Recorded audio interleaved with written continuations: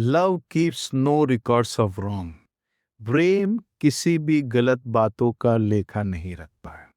या प्रेम हमारे जीवन में जो कुछ गलत हुआ है उन बातों का लेखा नहीं रखता है। कई बार हमारी जिंदगी में ऐसा हो सकता है, कुछ परिस्थितियां हमारी जिंदगियों में ऐसी आई हों जिससे हमें बहुत दुख पहुंचा हो, या किसी व्यक्ति विशेष के द्वारा हमें दुख पहुंचा हो।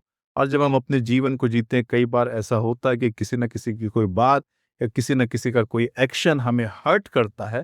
लेकिन कई बार वो बात को बीते हुए बड़ा लंबा समय भी हो सकता है, लेकिन तो भी वो बातें हमारे अंदर जीवित इसलिए रह जाती हैं क्योंकि हमने उन रिकॉर्ड्स को, उन लेखों को दफन नहीं किया और उसको हम अपने साथ लेकर के चलते रहते हैं। और इसलिए जब भी कभी भी किसी तरीके से कोई उस बात का जिक्र होता है, हम तुरंत ट्रिगर हो जाते हैं। इसलिए ट्रिगर हो जाते हैं क्योंकि अभी तक हमने उन बातों को, उन इंसिडेंट को, उन हर्ट्स को पूरी तरीके से अपने जीवन में जाने नहीं दिया। और उससे भी कई बार एक भयानक बात ये हो सकती है, या अपरिपक्वता का एक बड़ा चिन्ह ये हो सकता है कि उन बातों में अपने आप को सही ठहराना या दूसरों को गलत ठहराना, या हमारे साथ कितना बुरा हुआ है उसके लिए हम आत्मिकता का सहारा लेते हैं, वचन का सहारा लेते हैं, और किसी दूसरी चीजों का सहारा लेकर के अपनी जो बातें, अपने हर्ट, अपने पेन है, उसको लोगों के सम्मुख बताने की कोशिश करते हैं। जबकि परमेश्वर इस बात को कहता है कि आपका पेन इस बात के लिए नहीं कि आप लोगों के सामने इसको बताएं, बल्कि आप अपने पेन को परमेश्वर के हाथों में सरेंडर करें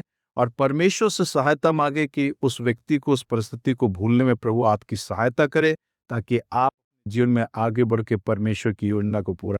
may God bless you all. Thank you.